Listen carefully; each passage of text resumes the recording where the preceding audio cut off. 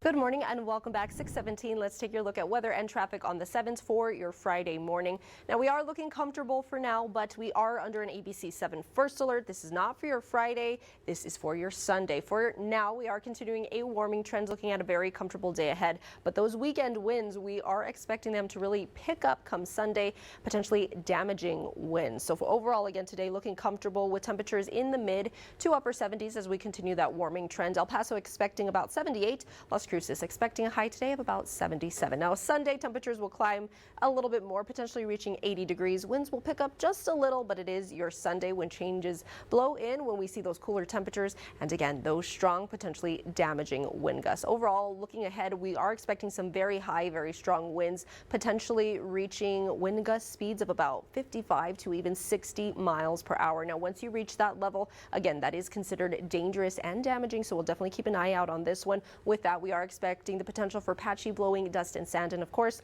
that will impact some visibility. So overall, looking at a very strong system coming in for your Sunday. Here's a look at our future track wind gust model, and you can see about 9 a.m. is when this model is estimating we could start seeing these winds kind of ramping on up. You can see Sierra Blanca, Tornillo, Las Cruces, Deming all within 50 miles per hour and above for those wind gusts, and you can see El Paso, Chapadal, Columbus at about 40 miles per hour, which again is still very strong. Now this is going to stay the case from about 10 to 7 p.m. That's when the National Weather Service has issued a high wind watch. Of course, we are a few days away, so we will definitely continue to keep an eye on this as it progresses, but for now, again, looking very strong.